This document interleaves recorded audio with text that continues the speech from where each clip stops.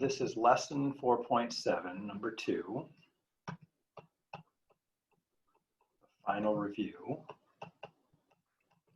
And we're asked to identify which family this is. Is it an exponential, is it a quadratic, or is it a linear? What do you think looking at the equation here? Expo. Yeah, exponential, because the variable is an exponent, so that makes this an exponential equation. Correct. Solve the equation for y if x equals 2. And usually plugging in x is the easier thing. So on this one right here, I'm just going to replace the x with what they told me to. And I usually put it in parentheses. I don't really need them here. 2 squared is 4, so this is 3 times 4, or 12. I didn't even need a calculator on that one, but on a test, like if this is the real test, write it on paper, then double check with your calculator. Because every once in a while I do stupid things when I look at something like this, like say 3 times 2 is 5 in my head. So always double check what you write with your calculator. Second one's a little bit harder. This one says y equals 6, we need to find x. So this time we have to solve for x, so for part B.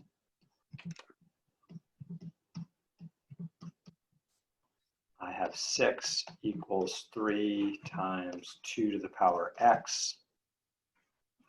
And the general rule for solving equations is look at your variable and then find the things on its side furthest away and get rid of those first. So the 3 is furthest away. It's connected by multiplication here, so I would choose to divide to get rid of that 3. And the reason that works is a number divided by itself is 1. 1 times 2x is just 2x. And on the other side, if it cleans up nice, go for it. Yeah, 3 goes into 6 twice, but if it gave some long decimal, I'd probably leave it as a fraction. And this one is coming out way too easy. 2 to what power is 2? Well, the answer should be 1, so I can kind of see that right there. Normally it's going to be a little harder, and so the next step would be to take a logarithm. So I'm just going to continue with the logarithm technique, even though I can see the answer. So since I have the base with the exponent alone, I would then say log of 2 equals log of 2 to the x. And the point of that is the log has that magic property that the exponent pops out. So I can also write that as x times the log of 2 equals the log of 2. And again, these are usually a little harder than this one here. Somehow this came out remarkably easy. Way harder. I mean, yeah, we can do another one in a minute. And then I want to get rid of this multiplication there to get x alone. Right? I'm trying to solve for x up here. So I divide by this log of 2 on the right. Means do the same thing on the other side. And I don't even really need to go to my calculator. I can see a number divided by itself should be 1. But I just want to show a couple calculator tricks right now. So let's suppose this wasn't such a nice number. And I'm going to go use my Desmos calculator, which is like most scientific calculators that you can buy in a store. Oops, wrong one.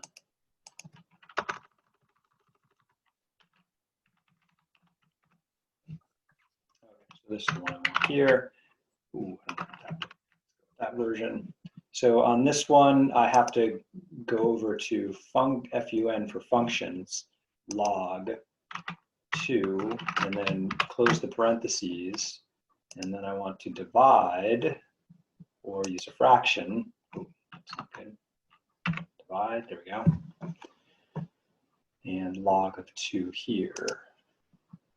And so always careful, does what you type match what you have on your paper? And here I can see, okay, the answer is 1. Now, what I want to show next is sometimes it's more complicated than that. So for example, maybe this was a 3. Then I'm going to get this more complicated answer there. You can check those more complicated answers by just retyping the part of the equation that has the x in it. So I'm just going to retype that using what's on the calculator. And on most calculators, there is an answer button. which brings up whatever the previous answer was. So to check this, I would just type 3 times 2 raised to the power, and then I would hit the answer button. And on some calculators, you have to hit second or shift to get the answer button to pop up. And then hit enter and hope it matches what was given. And we were given y equals 6, so it does check. Would you do the one real quick where it says y equals 4 to the in parentheses 6 to the x? How about I do a different version of this one here? So I'm going to submit this one. Give me a sec. 12 and 1. Because then I can get a new set of numbers. And this one looks a little bit more exciting. Okay. So I'm going to go with this version. So this one, I'm just going to do the second part. I'm given the equation y equals 5 times 4 to the x. They want my y to be 10. That one would be a little more exciting on a calculator.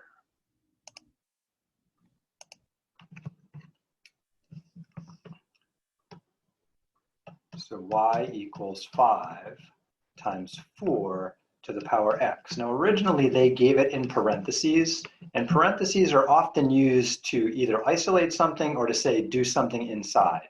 Now until I know that x, there's nothing to do inside. So my point is I could also write this as just 5 times 4 to the x. So I'm going to write it that way. And then I was asked to solve for x if y is equal to 10. So then rewriting this with a 10 in place of the y, I get that. 10 equals 5 times 4 to the power x.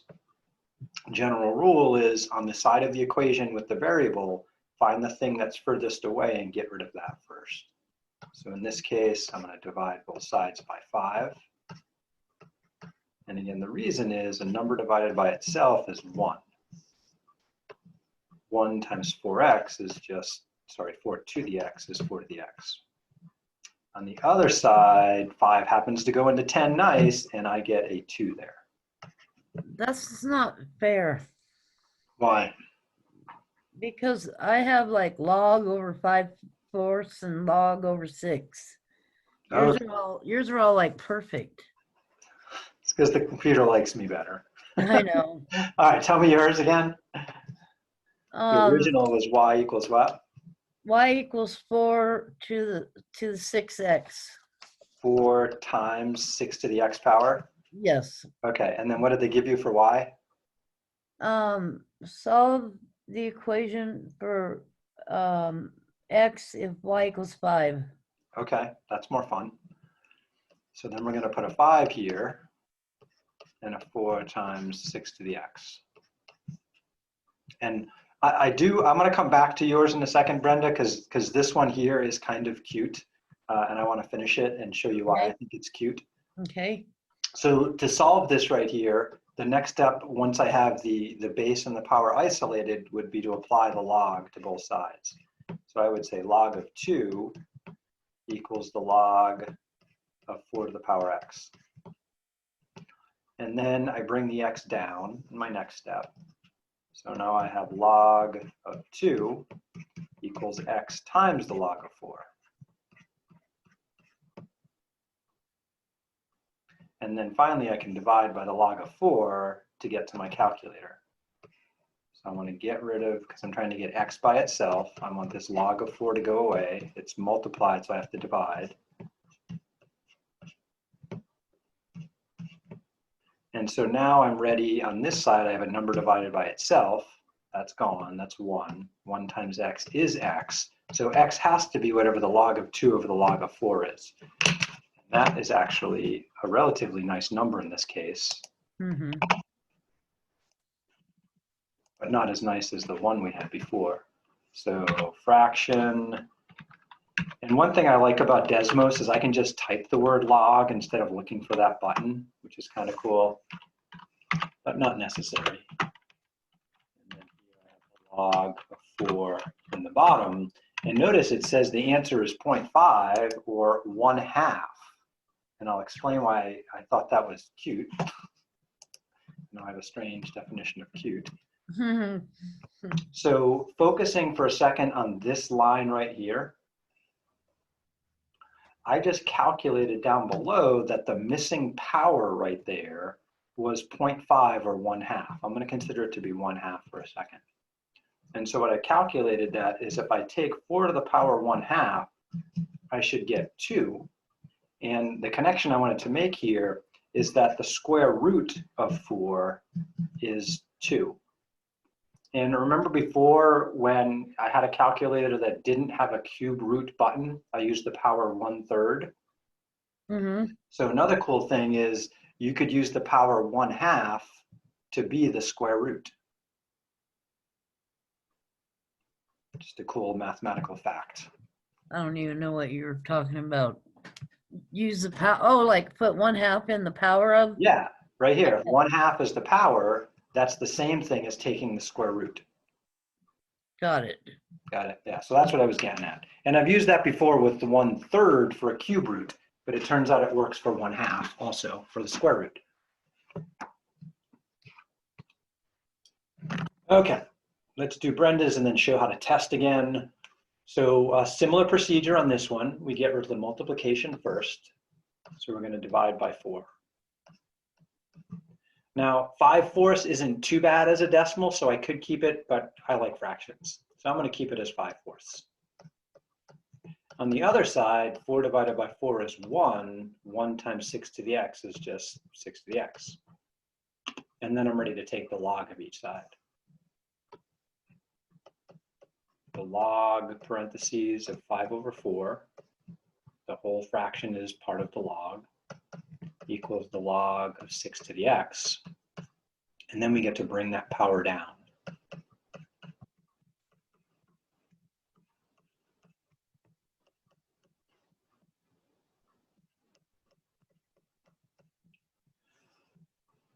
And then second to last step, we get to get rid of this multiplication by dividing by the log of 6.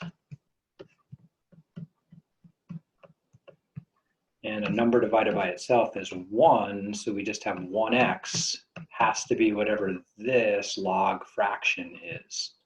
And so we'll do two things. We'll find that number, and then we'll plug it back into the original to see if we really do get 5.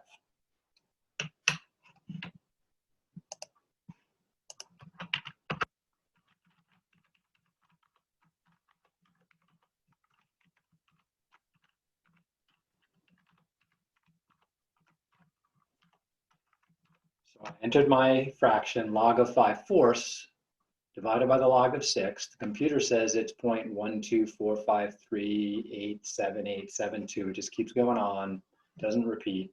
I want to reuse that number to check without rounding and just let the calculator do with the rounding business.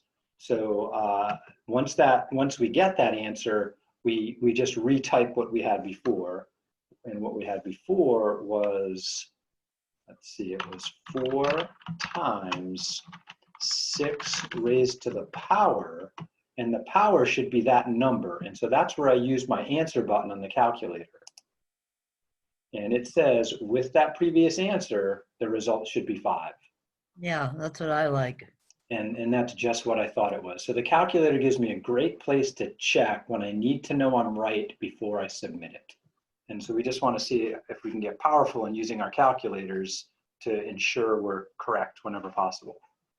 Sometimes the only way to check that you're right is to redo it and hope you get the same results. But sometimes we can use our calculator to check things. All right, so back to this test here. Let's see. Yeah, so these problems are pretty similar. Let's do one with a square root. So I'm going to look at my version of question number 5 here.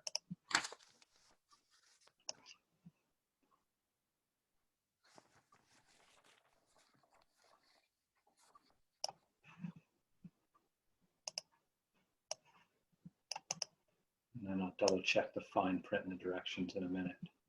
So we want to identify it first. Is it quadratic, linear, exponential? Quad. Yeah, so we have the square up there, which means quadratic, and just a history of the word quadratic. If you have something like x squared, that can be interpreted geometrically as an actual square that measures x by x. This square is four-sided,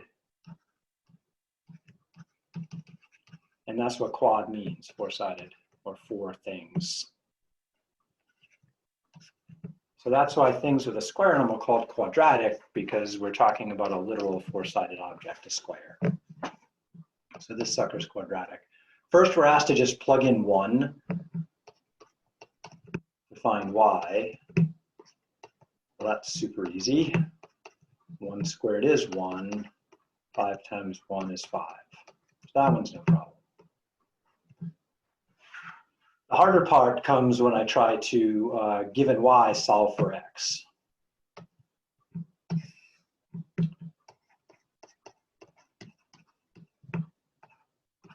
And so I'll plug in the 7 and try to solve this right here. So again, here's my x. The order of operations would be to square and then multiply by 5. So to solve, I do it in the reverse order. I need to get rid of the 5 first. 7 over 5 isn't bad as a decimal. You could use it as a decimal. I'm going to just leave it as a fraction for now. So the 5 divided by 5 is 1x squared. So now I have x squared is equal to 7/5. To get rid of a square, I mentioned before, we apply a square root. Now there's a slight catch to this. And the catch is that so presumably, right, somebody squared a number and then ended up multiplying by 5 and got a 7. But we don't know if the number they squared was positive or negative. So it's both, huh? So we just go with both, yeah. So unless it's in a situation where we don't need one or the other, we say it's both. So to finish canceling this, to say, yeah, that's an x, we have to put the plus or minus because we really don't know. So I would say it's plus or minus 7, square root of 7/5. If you went for the decimal version, let's see, 7/5, I think would be 1.4. So plus or minus the square root of 1.4. And then we have to figure out, did the computer want an exact answer or approximate? So this is either of these are exact. So this answer here is exact. This answer here is exact. Approximate means put it into the calculator. So I'm just going to go to the calculator for a second and then decide how to type my answer in. There's a square root button right on the screen, easily accessible. So in the square root, I could type 7 over 5, and the calculator says it's about 1.18. Earlier, I was thinking 7 over 5 is 1.4. Double check that. Yeah. So I could also take the square root of 1.4. I should get the same answer, 1.18. So the instructions, give your answer to at least 2 decimal places. So at least means I could do more than that. Oh, and the equation editor pops up, so I could use the square root button. Now it also says if there are multiple answers, separate them with commas. So looking back at my calculator, I could state the answer as 1.18. So let's put that in the notes. So in the box here, I could either say it's 1.18 approximately, comma, because there's more than one, negative 1.18. Since it said I could use more and it showed me the square root button, I could just say, hey, it's the square root of 1.4, comma, or the negative square root of 1.4. It should take either pairs of those answers. And it would even take the fraction version, I'm sure. I'm just going to try a couple of those for fun. It definitely takes the decimal, positive and negative. Yeah, so if I put in my fraction there, my square root symbol, square root of 1.4 is one answer, then I have to arrow out of the square root, comma, negative square root 1.4. So it should take that also. So we'll check the other buttons while I'm here, and it liked it. Cool. All right, so the other on this page is similar. I'm going to invite you to go back and look at those. I want to jump to some more fun problems on the next section.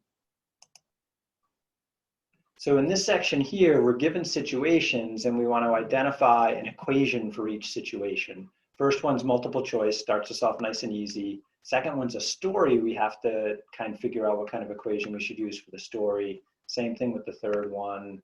And the fourth one, we're going to come up with some equations based on the stories. And so I think we can just do these together. And Joe, if yours numbers are substantially different than mine and you want to look at a set of your numbers, or Brenda, let me know. So let's take a look here. Question number 7. And other things to pay attention to in situations like this is often, almost always, we're given letters to use for the variables. So instead of using y's and x's, we want to make sure we make the right variable choices. So rental company charges $35 plus 45 cents per mile. And so looking at that right there, usually when I see something like cents per mile, I'm thinking, per, that looks like a slope to me because of the word per there. So I see slope, I'm thinking y equals mx plus b. And it sounds like no matter what, they're going to charge me $35. So that's like a starting price. So that should be my b, and this should be my m. So I would say if with y's and x's, it would be y equals, well, we also have dollars and cents. That's a problem. So I think I would rewrite 45 cents as $0.45.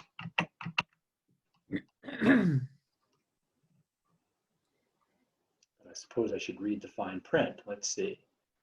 Which of the following could be used to model the total cost C? And now here they're mixing dollars and cents a bit.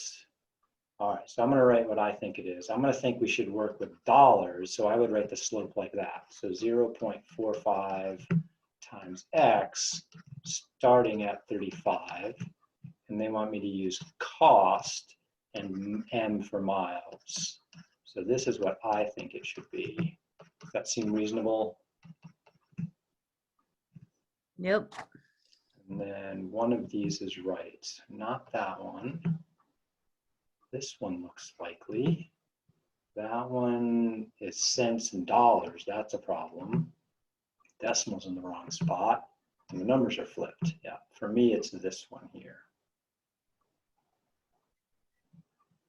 And right away, I saw the per and was thinking it's linear slope. Just make a note. That's going to be linear.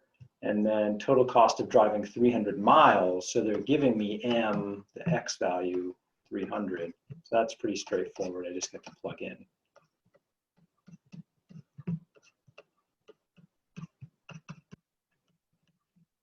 And then whip out the calculator for a number.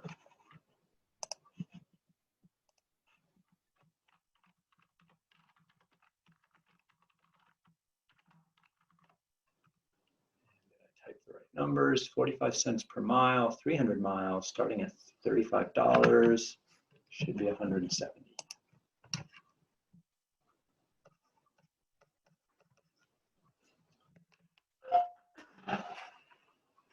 All right, so that one wasn't too bad. And again, just in general, we always want to pay attention to, do the units we're given work well together? In this case, dollars and cents was a problem. I wanted to write just in terms of dollars. So instead of 45 cents, it's $0.45.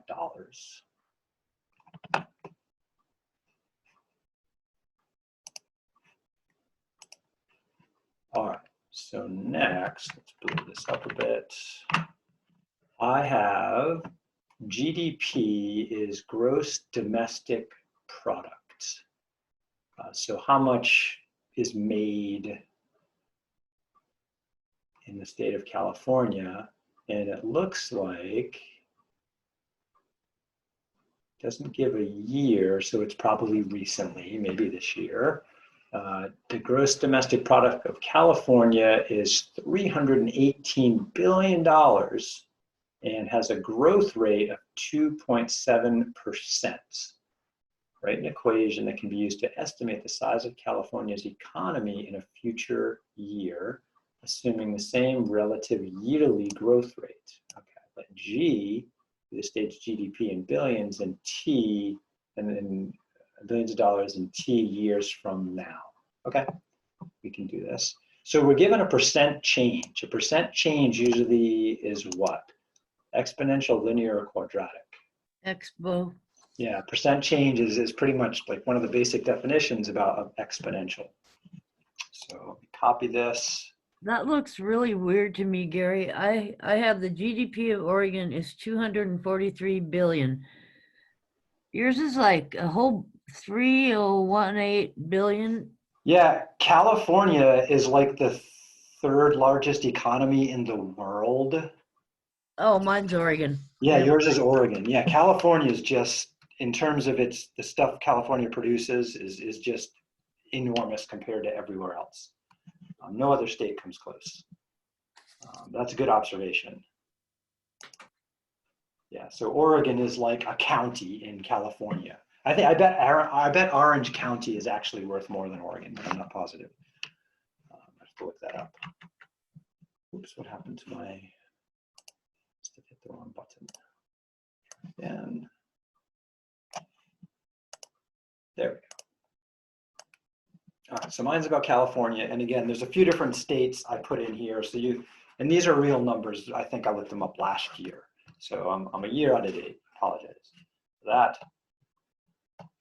but this is roughly true last year. So I see the percent change. I'm thinking exponential. I'm thinking the formula A equals P times 1 plus R to the power T. And I believe this is my P there, and this is my R there. Now, instead of A, they want me to use G. And G is in billions, which means I don't need to throw all the zeros on there. I can just call it 3018. So G equals 3018 times 1 plus, and then remember, the trick to get percents right is to just literally, instead of the percent symbol, write divide by 100 and double check on your calculator. So you should get 0.027 as the decimal version of that. And then we put the power T, and these are just two numbers. I can add them together. So I could say that's 1.027. to the power T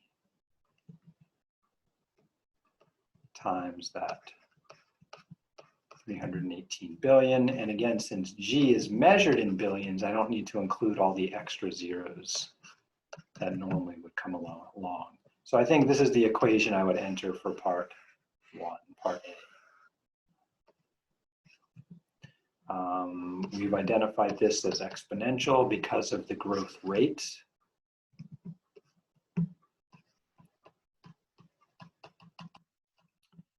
And then they want to know what's the GDP 9 years from now. So they're just telling me what is T. So they're saying, hey, T is 9, plug it in. No problem. And notice again the billions out there, so I don't need all the extra zeros still.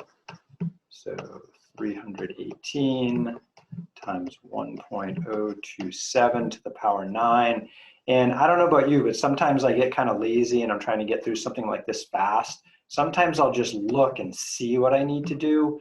I think it's a good idea to write it down exactly before you hit your calculator, especially on a test, so you can look at it and look at the stuff around it and say, did I write that down right? If you just think it without writing it down and jump straight to the calculator, it's hard to look back at what you thought. But if it's on paper, you can look back at it. So the more you write down, I think the better off you will be.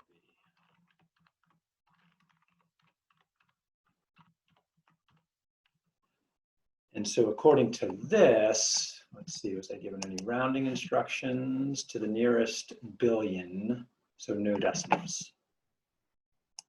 So I would say it would be 3,836 billion.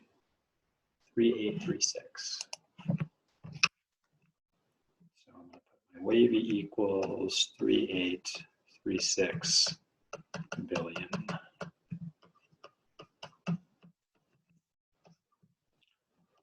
In 9 years.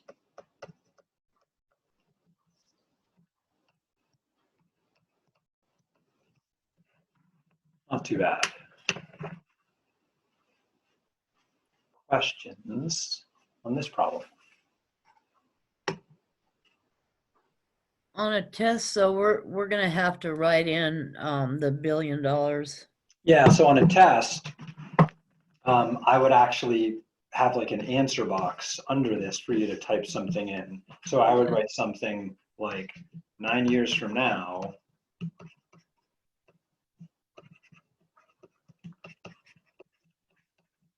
the GDP of California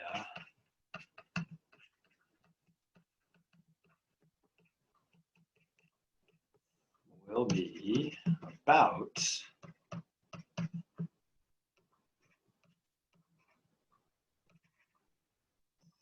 3,836 billion dollars if it continues to grow at 2.7%.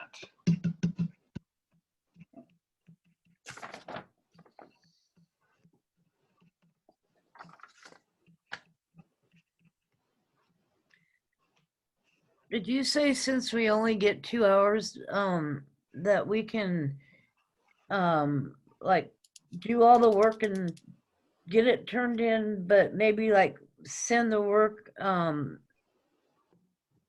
Right after. last time I typed it all in and it took, Yeah, don't type it in. So it took a long time. yeah, don't type it in.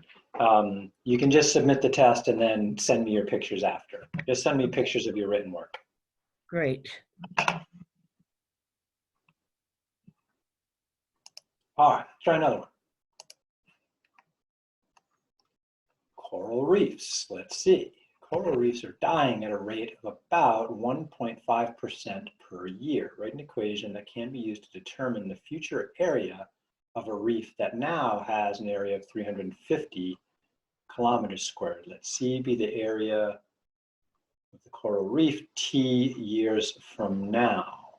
So I have a percent change. So like the previous one, this should be exponential.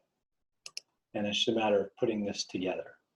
So let's get a screenshot, figure out what to do. Round to the nearest year in the calculation.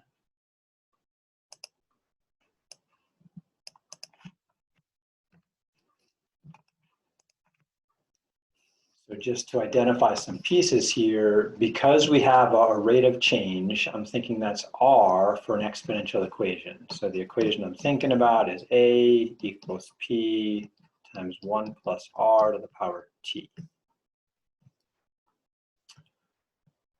And we're looking at the area of a reef. Let C be the area of the coral reef. So that's like our Y. So this will be a C here. And then T, cool. So this should be C equals 350. And then to be safe on the percents, if you're not sure exactly where the decimal should go, remember the percent symbol means divide by 100. Check with the calculator to be sure. So I get 1 plus 0.015 in the parentheses. And I can clean this part up a little bit.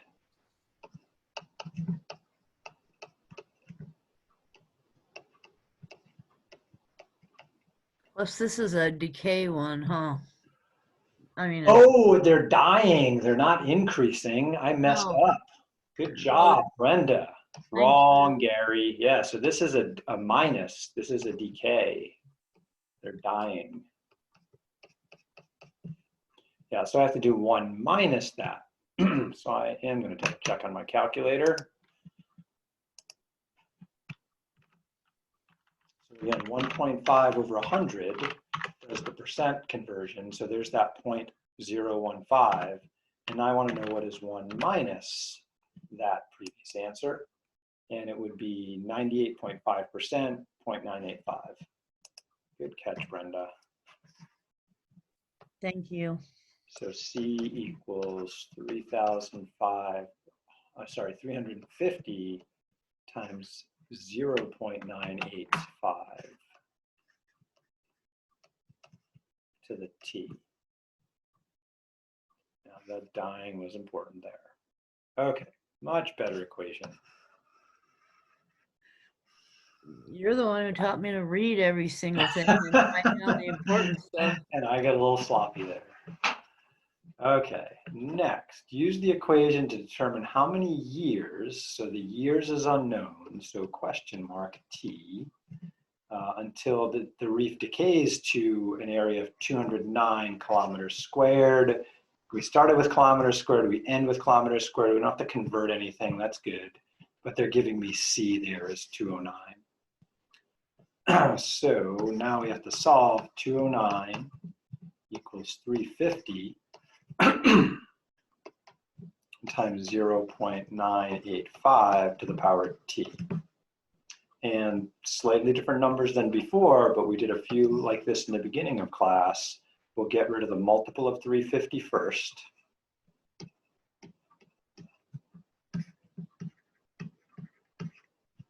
And again, a number divided by itself is 1. 1 times something doesn't really change it much, so that's just the 0.985 on the right. On this side, that's probably a messy decimal, and I don't think I want to mess with it. I take 350, divide by 209. Yeah, I think I'm going to leave it as a fraction.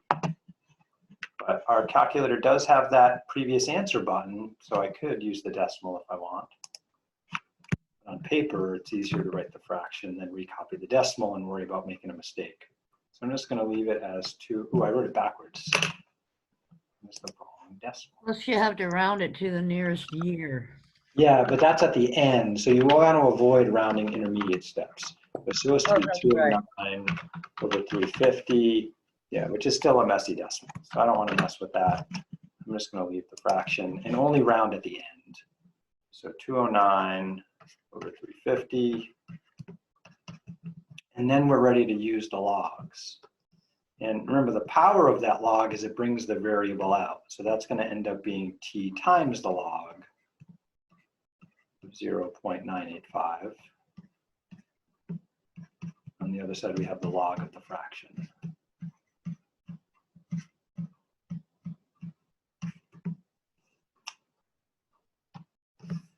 And then to get T alone, we get rid of the multiplication by dividing by the log of the decimal.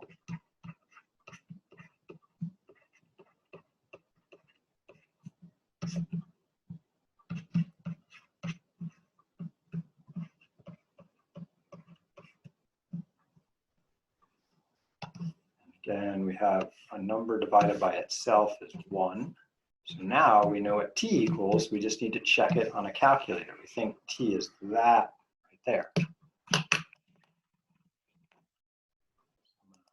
Type that as I see it.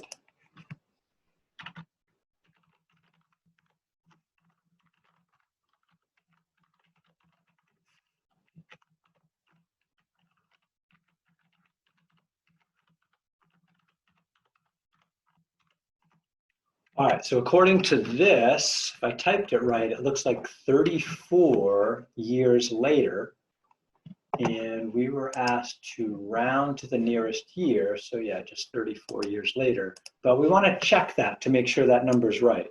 And the only way to check that is to take that number and plug it back in to the original equation, which I have up here. So I want to plug that number in for T in this equation to see if it really does give me 209. So I'm going to try that next. So I have that as my previous answer, so I should just be able to type 350 times 0.985 raised to the power, And that's when I grab the previous answer, and calculator says, yeah, with that previous answer, you should get 209. Cool. So it's about 34 years later. And we're recording, I hope. Yes, correct. Thank you. So this is about 34. So putting it all together in a sentence, let's see. The coral reef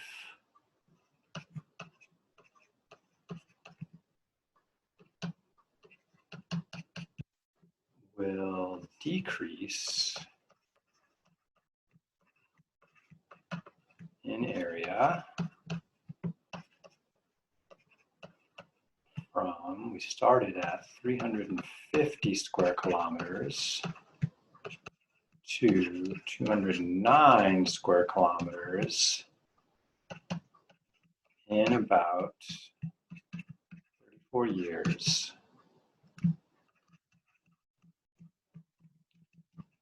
If it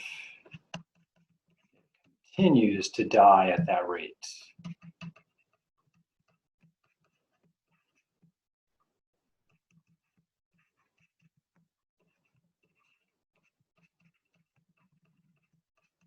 In this case, I calculated 1.5% per year as the rate that we started with.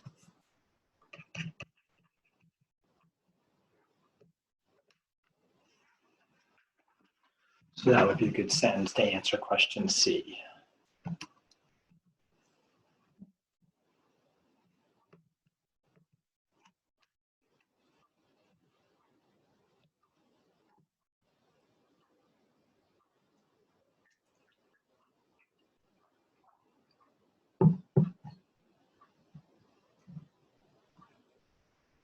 So similar steps to the problems we've done before, we just had slightly different numbers. Let's see what else we have. Depreciation problem, and then some more interesting ones. Do you want to do the depreciation or jump to the third page?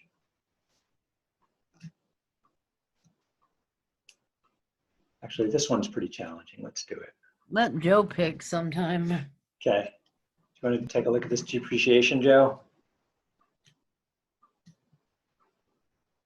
Yeah, sure. Okay. So now here we're not actually given the percent. We got to try and figure it out. So a new car was valued at $29,000 and its value depreciated to $14,000 over 3 years. We want to use the exponential equation for depreciation to answer the following questions. So what is the rate of depreciation, the annual rate? All right, and then we'll try the next part.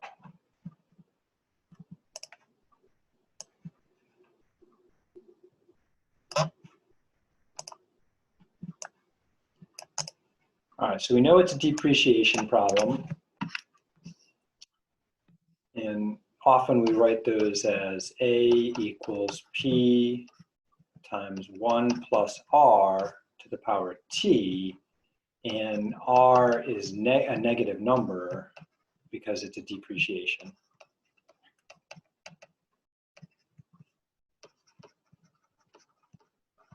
And some people often put the minus in the equation instead. So there's a couple ways to go on that right there. So I'm just going to reinterpret that by plugging in numbers I was given. So this 29,000, so that's what it started at. That is my P. This is a future amount, so that's an amount for A, and they're telling me that T is 3 years have gone by. So I'm given everything except for R here. So then we're gonna have to try and find R. So let's see, the A is 14, so double check we get things in the right spot. So I'm just gonna rewrite that with the letters and plug in underneath. So the A is 14,000. P is the 29,000. We don't know R yet, so the 1 plus R has to stay in parentheses, but we do know we have the third power up there. Okay, shouldn't be too bad. Let's see, so we're trying to solve for R here because we're asked what is the rate. So find R. I would divide by the 29,000 first.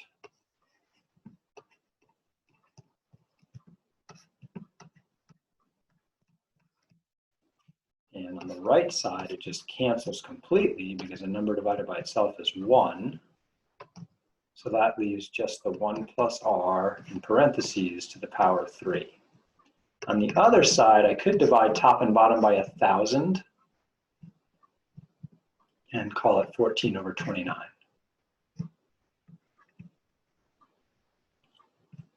Now, to get rid of a third power, we use a third root. So that would be the next step. So that third power will go away if I apply the cube root.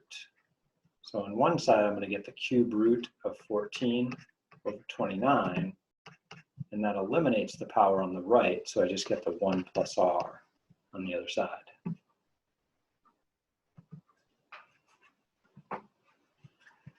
And so we'll definitely want to find this cube root on a calculator, and then the last step would be just take away 1 from that. So then in the end, R is going to be that cube root, and then minus 1.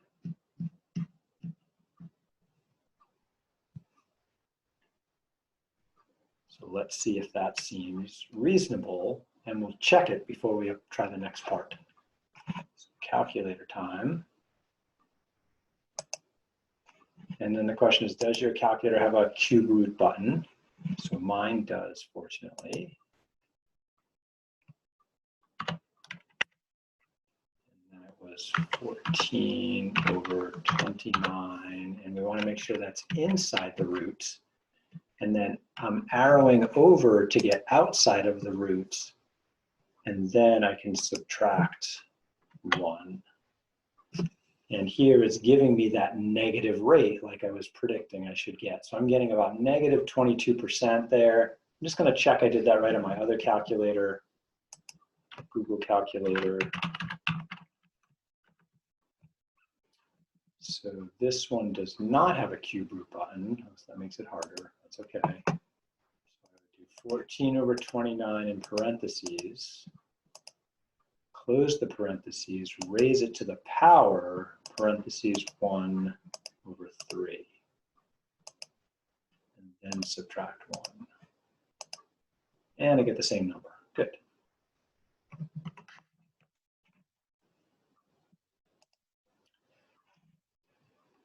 So 0.2155, maybe I'll go to 4 decimal places for the moment.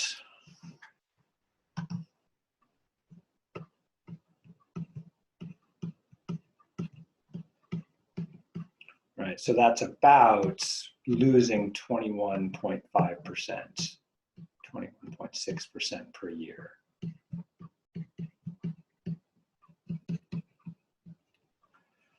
So we next want to check to see if that actually works over 3 years to go from 29 to 14. So I just want to check this before I do the next part.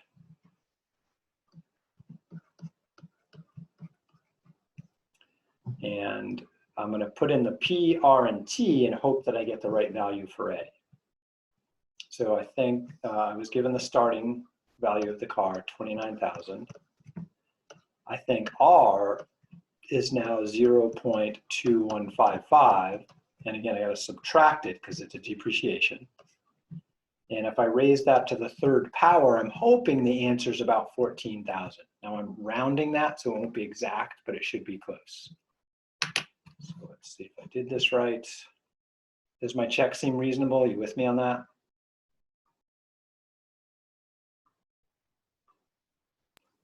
Yeah, I think that looks like mine. Okay.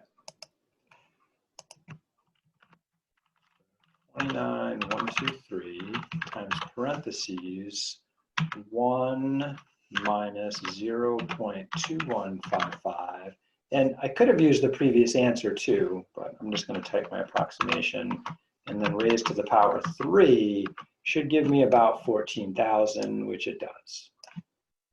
So I feel good. I think I got the right rate there. And then the fine print here said your answer will be entered as a positive number. So the depreciation rate, when we quote a depreciation rate, we don't say negative 20%, we just say the depreciation rate is 20%. So as a percentage, I calculated it to be 2 decimal places, 21.55. And again, they're asking for a percent. They give the percent symbol on the outside. So again, I'm asked to enter this second version of the number here. So read that fine print. And if you accidentally typed the 0.2155, but I saw on your paper you had 21.55%, that's a case where I would, your paper would override where you entered in the computer. So take good notes during the test. Okay, so we got that first part. We're confident. We double checked it. Let's do the next part. So assume the car value continues to drop by the same percentage. What will the value of the car be when the car is 10 years old? Excuse me. So kind of like I checked by plugging in 3 on my calculator, they're just saying plug in 10 to see what happens. So for part B here, they're just saying t equals 10, find the value.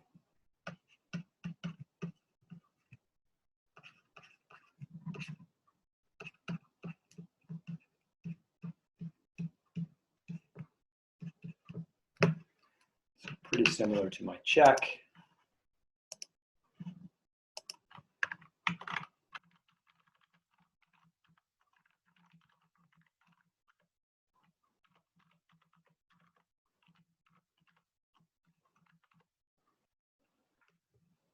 All right, looks like I typed it correctly. So for my version of this problem, in 10 years, my $29,000 car is only going to be worth $2,560.52. Bummer. 20% is pretty high depreciation rate, but some cars do lose a lot of value over time. Others hold them better. And then there's all kinds of other things in play there. To the nearest dollar, okay. So I get $2,561.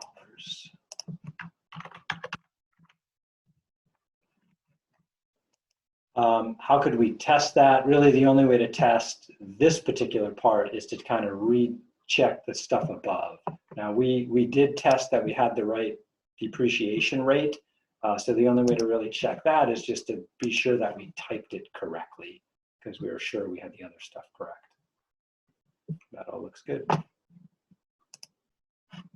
So don't submit a question or the whole test until you found a way to check yourself. And again, some things there are ways to check, others you just have to review your work and hope you did it right. All right, we just kicked butt on that second page. Let's pick a problem. We get time about for one more on the third page. All right, so we're given information about an average rate of change. What does average rate of change tell us about the type of equation?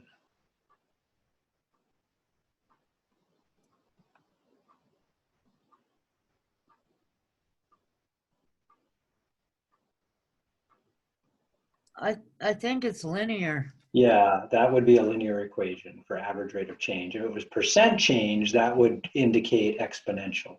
Okay, so this is going to be a linear equation we have to build based on the given information. And then here I have some multiple choice. What does the slope mean? What does the y-intercept mean?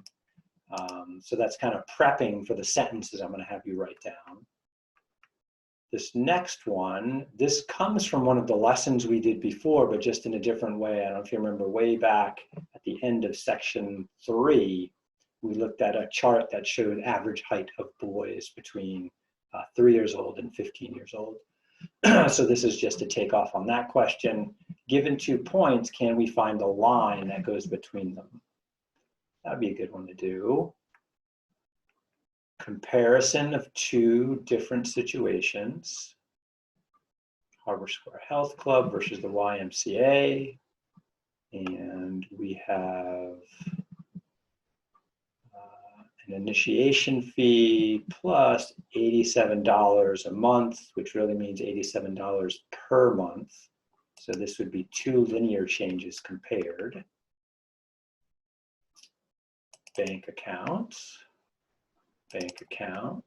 and that filter problem we struggled with before. My recommendation is that we do that second question. Find the line between these 2 points, unless something else is more exciting to you.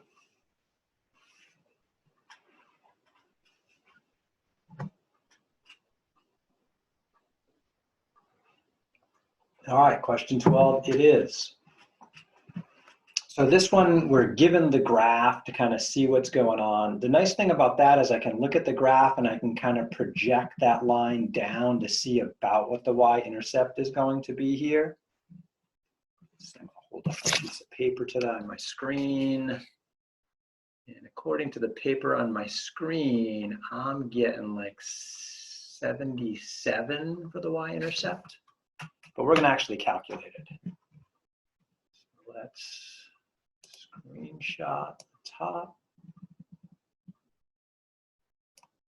And we're trying to find a slope and a y-intercept for a linear model. So find an equation for an approximate linear model for the heights of boys ages 3 to 14 years. Use the following data. A three-year-old boy is 94 centimeters tall. A 14-year-old boy is 153 centimeters tall. Let H be the height of the boy in centimeters, T be the age of the boy in years. Now, they don't exactly tell us which is the independent and dependent variable, but I've given hints on this before. Pretty much time is independent. It goes by. People age. We can't stop it. So, and then the height depends on what age we're at. And the graph gives us a similar clue where they show the age as the x, the horizontal, the independent variable. So just some notes on this. We're looking for a linear model. So that means y equals mx plus b. They say use t for the age. Time is always independent. So that's going to be my, instead of an x, I'll have a t. And the height depends on when, how old the boy is. So h equals mt plus b. We'll first find m, the slope. Slope is the change in y over change in x. So it is important we make that connection, otherwise we could get things mixed up. So I usually do think clearly about which is x and which is y. So maybe I'm going to go farther and make a table to make sure I don't mess anything up. For my age, t, and h heights. So at age 3, we get 94 centimeters, and at age 14, we get 153. So my slope would then be 153 minus 94, subtract the y's, and then subtract the x in the same order, 14 minus 3. Let's see, 153 minus 94 would be 59, I think. No, yes, double check that on the calculator, over 11.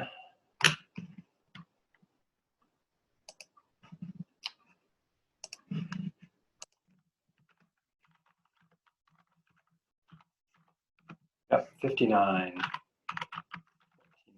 3 is a little harder to mess up, so my slope is 59 over 11.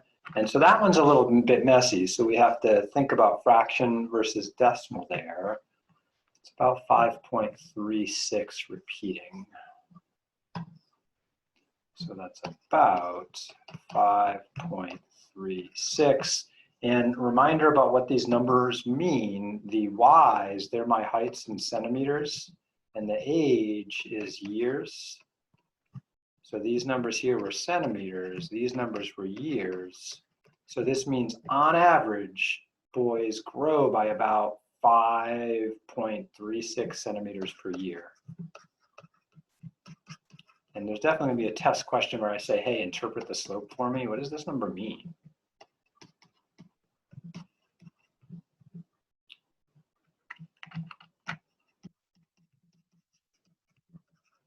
Not exactly answering the questions in order, but these are some important ideas. So I would say something like, for each year a boy ages,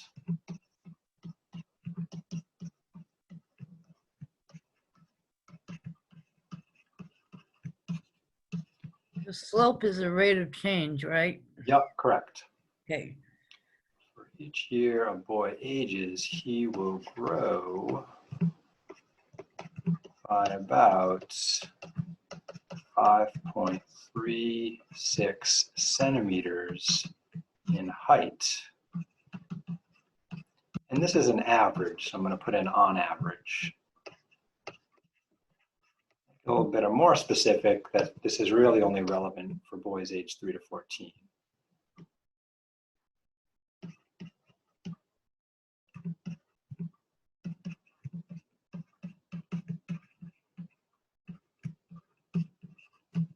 How's that look? For each year a boy ages, he will grow, that's positive, right? Increase by about 5.36 centimeters in height on average from 3 to 14 years old. Not bad, not great, pretty good. That sounds really good, except ours said round to the nearest tenth. Oh, okay. No, My you're mom would like that you're one a better. Okay, genius. 5.4 centimeters then. Good job, Gary. Thanks. Oops, wrong order. 5.4 centimeters per year. Let's see. So I'm trying to find my model. So I've got my M, right? That's, oops, highlighted please. There we go. My M over here.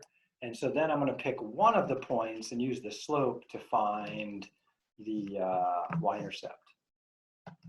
And so pretty much to do that, we just pick either one. I like the second one. So in my equation, H equals MT plus B, I'm going to choose H is 153. That's a height. I think M is 5.4 times T is 14, goes with the 153. And so now I can solve for B. So I have to multiply and then subtract.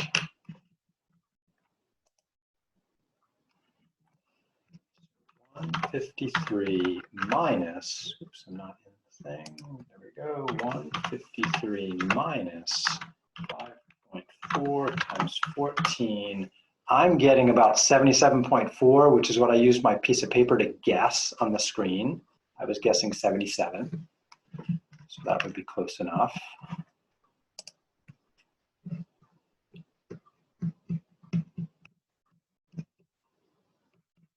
Now, just a note on that, I rounded the slope and then did a calculation. Often I try to not round, so it is possible to do it that way by using the idea of the previous answer button. So I'm just gonna, my slope was actually the 59 over 11. Now we're averaging boys of height, so the rounding really isn't a big deal. But I could use this previous number instead of the rounded 5.4 version. So that would be 153 minus my previous answer times 14. And this time I get 77.9 versus 77.4. They're both close. I'm gonna go with the 77.4. So what does that mean, 77.4? So B, that's the starting point. So on a table, that would mean at age 0, the average boy should be 77.4 centimeters long. Let's see, I'm not used to thinking about babies in centimeters. Am I used to thinking about them in inches? I don't even remember how long my kids were. I'm guessing they were like 27 inches. Is that Now this equation, right, it's really only supposed to be used for boys ages 3 to 14, not newborns. Newborns have a kind of different growth curve than a line. So I'm just kind of curious. Average length of newborn. Here they say about 50 centimeters, 45 to 60 centimeters. Okay, so where this way over predicts the average length of a baby, and that's boys and girls. So newborn boy probably won't give much different. Oh, a little bit different at birth. 50, 49, pretty close, yeah. So this is really, is this a relevant y-intercept? No, because this says 3 to 14. So the interpretation is really, this predicts that a newborn boy will be on average 77.4 centimeters in height. But the equation says we can only validly use this to predict between 3 and 14. But that would be the interpretation. So, and there will be a question where you have to interpret a y-intercept.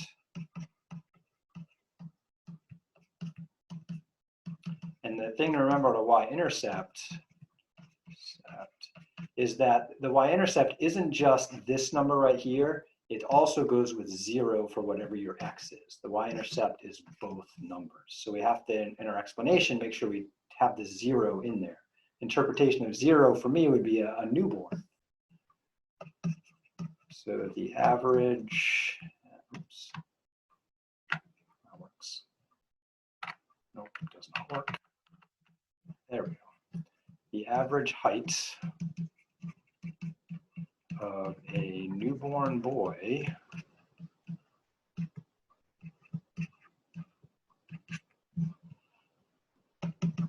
is about 77.4 centimeters.